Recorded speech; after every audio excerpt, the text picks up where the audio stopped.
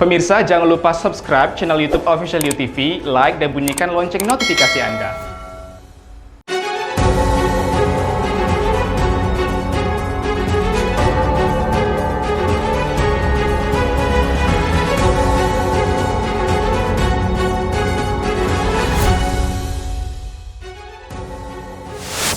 Kapal KLM Tirta Mulia GT142 tenggelam setelah mengalami kebocoran di perairan Batu Ampar, Batam, Kepulauan Riau. 2 orang hilang dalam kecelakaan tersebut.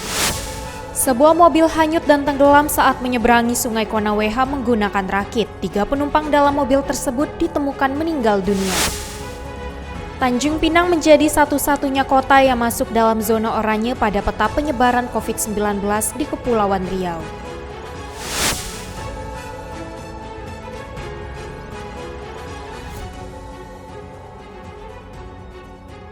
Halo pemirsa, kita berjumpa dalam program Ynews. Program ini memberikan informasi bermakna kepada Anda mengenai sejumlah peristiwa menarik di tanah air. Bersama saya, Yoli Andini, inilah Ynews lengkapnya.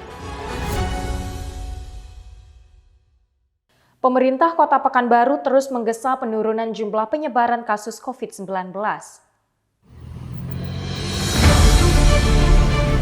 Pemerintah Kota Pekanbaru menargetkan pemberlakuan pembatasan kegiatan masyarakat di Pekanbaru segera turun ke level 2. Saat ini angka penambahan kasus harian di Pekanbaru telah berkisar 50-60 kasus dalam sehari, atau memenuhi indikator masuk PPKM ke level 2. Wali Kota Pekanbaru Firdaus menyampaikan, berdasarkan hasil evaluasi sementara, Pekanbaru sudah memenuhi kriteria masuk ke PPKM level 2.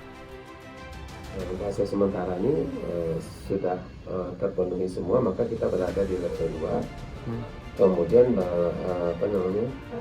resminya nanti akan diumumkan dari sini, setelah nanti rapat tim nasional, tim COVID nasional nanti di hari Senin. Ia mengaku masih menunggu pengumuman secara resmi dari pemerintah pusat mengenai status Kota Pekanbaru. Sementara itu, ia menghimbau agar masyarakat selalu menjaga protokol kesehatan dalam melakukan aktivitas sehari-hari. Sebab menurutnya hanya protokol kesehatan yang dapat menghindari dari penularan COVID-19. Dari Pekanbaru Riau, Afriyadi, UTV mengabarkan. Sebuah mobil hanyut dan tenggelam saat menyeberangi Sungai Konaweha menggunakan rakit. 5 orang dinyatakan selamat, sementara 3 orang penumpang dalam mobil tersebut ditemukan meninggal dunia.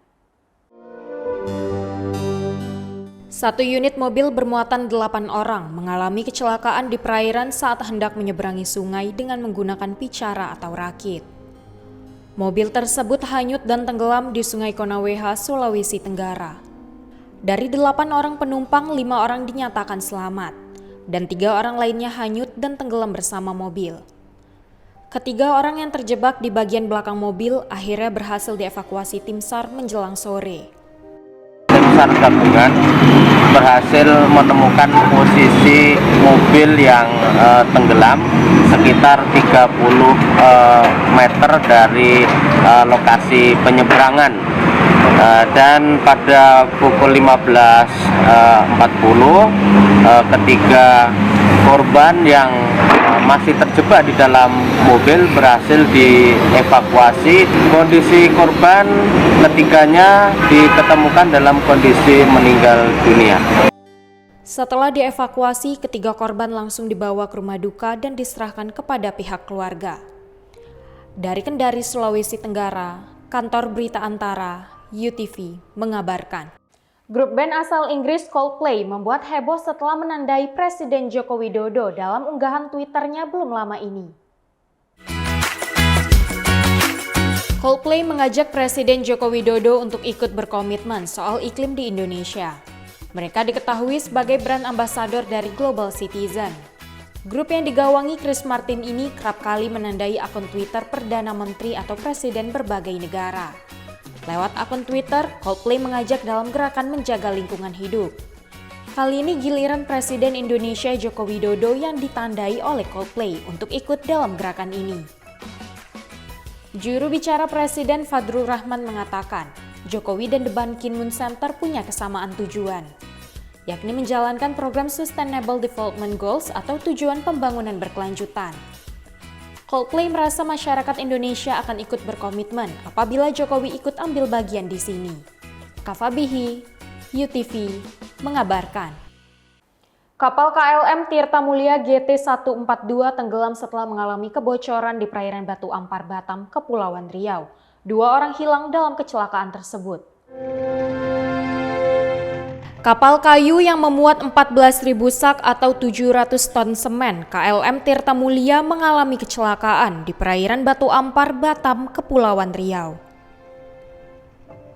Kapal tersebut bertolak dari pelabuhan Batu Ampar ke Anchorage untuk memperbaiki kebocoran pada lambung kapal bagian belakang kamar mesin pada Minggu pagi. Pelaksana Harian Kepala Basarnas Tanjung Pinang sekaligus Kepala Seksi Operasi dan Siaga Miswandi mengatakan, KLM Tirta Mulia kemudian melakukan labuh jangkar di perairan Batu Ampar. 2 orang anak buah kapal Nurdin dan Sopian naik ke atas KLM Tirta Mulia untuk membantu proses penanggulangan kebocoran kapal. Pada saat awak kapal melakukan upaya penanggulangan kebocoran kapal dengan pemasangan pompa alkon, tiba-tiba air masuk ke dalam kapal dan mengakibatkan kapal karam. Sementara 2 orang diduga ikut tenggelam dan hingga saat ini masih dalam pencarian. Pada hari kedua pencarian dilakukan pencarian dengan menyelam di sekitar lokasi kejadian tenggelamnya kapal.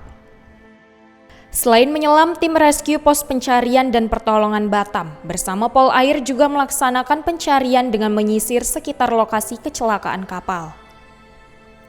Dari Batam, Kepulauan Riau, UTV mengabarkan. Selebgram asal Amerika Serikat Gabby Petito ditemukan tewas setelah sempat dilaporkan hilang usai berwisata bersama kekasihnya.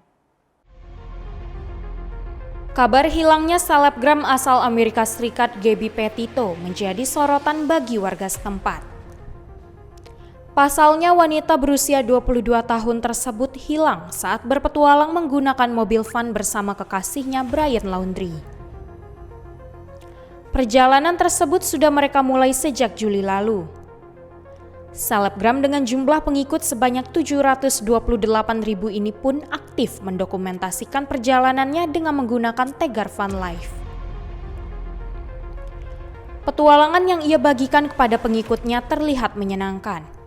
Namun, pada akhir Agustus, secara mendadak Brian Laundrie, pria 23 tahun tersebut pulang ke rumahnya di Northport, Florida tanpa kekasihnya.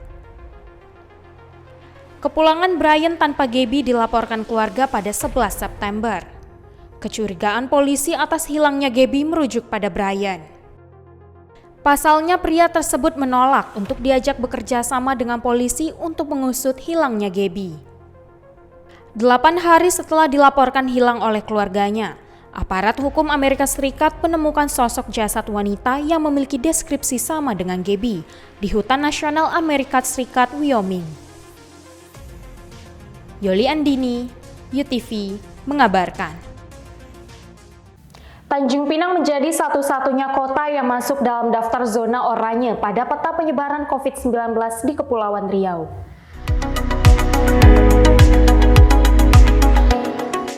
Berdasarkan data Satgas Penanganan COVID-19 Provinsi Kepri, Ibu Kota Provinsi Kepri Tanjung Pinang menjadi satu-satunya kota yang berada di zona oranye. Sementara ke-6 wilayah di Kepri saat ini sedang berada dalam zona kuning, yang mengindikasikan wilayah di zona oranye beresiko sedang. Kita akan mengadu data kita gitu ya, dengan yang dirilis oleh provinsi. Artinya di titik-titik mana hasil evaluasi provinsi yang harus kita perbaiki. Meskipun kita dari data-data yang ada itu sudah menunjukkan angka yang membaik. Nah, tinggal kita komunikasikan saja di titik mana. Kalau selama ini diduga kan tracing kita rendah. Kalau data terakhir tracing kita sudah bagus. Menurutnya angka penyebaran COVID-19 di Tanjung Pinang saat ini dalam tren menurun. Tercatat hanya 6 orang pasien yang saat ini sedang dalam perawatan. Selain itu Zul Hidayat menilai tingginya capaian vaksinasi serta tracing di Kota Tanjung Pinang juga dapat menjadi alasan turunnya zona Kota Tanjung Pinang. Sampaikan Kalau vaksin sudah 80% lebih. Itu sama yang pelajar juga? Iya, pelajar tadi hasil rapat kita sudah 82%. Sudah cukup tinggi. Kalau vaksin saya pikir itu sudah cukup bagus. Kemarin hanya masalah tracing sih sebenarnya. Nah, tapi saya lihat sekarang masyarakat sudah mulai membantu kita untuk bersama-sama bersedia ya dilakukan tracing. Ia pun menegaskan, pemerintah Kota Tanjung Pinang terus berupaya menurunkan tingkat penularan COVID-19. Sementara itu, berdasarkan data perkembangan COVID-19 di Tanjung Pinang, jumlah kasus aktif di Tanjung Pinang mencapai 109 kasus. Dari 109 kasus tersebut, tercatat 21 orang menjalani perawatan di rumah sakit, 28 orang dikarantina terpadu Hotel Lohas, dan 60 orang menjalani isolasi mandiri. Dari Tanjung Pinang, Kepulauan Riau, Muhammad Khairuddin, UTV, mengabarkan. Kedatangan 3 ekor gajah liar menghebohkan kantor polisi perbatasan di Provinsi Yunnan, Cina Barat. 3 ekor gajah liar dewasa tiba-tiba mendatangi kantor polisi perbatasan di Yunnan. Ketiga gajah ini memasuki petak-petak kebun yang ditanami dengan sayuran. Kemudian merampas dan melahap hampir seluruh sayuran di kebun tersebut. Tak hanya itu, ketiga gajah yang menjadi tontonan warga dari kejauhan ini juga terlihat bermain di lapangan bola basket. Tingkah lakunya semakin menjadi ketika mereka juga merobohkan beberapa pohon kelapa di area sekitar kantor polisi. Setelah puas bermain sekitar hampir 2 jam, ketiganya kemudian perlahan kembali ke cagar alam yang menjadi habitat mereka. Dari Yunnan, Cina Barat Daya, Kantor Berita Antara, UTV, mengabarkan. Pemerintah Kota Pekanbaru mengkaji ulang regulasi pengelolaan parkir di pusat perbelanjaan, swalayan, dan toko retail. Sejumlah tempat perbelanjaan seperti swalayan, rumah makan, dan pertokoan retail saat ini mulai dipungut biaya parkir. Pemilik usaha pertokoan dan swalayan yang memberlakukan gratis parkir terhadap pelanggannya wajib membayar pajak ke pemerintah Kota Pekanbaru. Menurut Wali Kota Pekanbaru Firdaus, berdasarkan regulasi, biaya parkir pertokoan retail dan swalayan masuk ke dalam retribusi yang dinaungi Dinas Perhubungan. Namun jika pemilik usaha memberikan pelayanan bebas parkir kepada pelanggannya, maka pembayaran pajak diserahkan kepada Banpeda. Ya, kita tetap laksanakan dulu sesuai dengan aturannya lama, ya kan? Dengan dibayar oleh toko melalui pajak, walaupun sebenarnya yang lebih tepat itu yang harus aturan yang dipakai adalah retribusi harusnya. Tapi kalau dari Kota Pekanbaru Riau, Afriyadi, UTV, mengabarkan. Terima kasih telah menyaksikan informasi yang kami sajikan. Tetap saksikan Ynews selanjutnya. Salam sehat, sampai jumpa.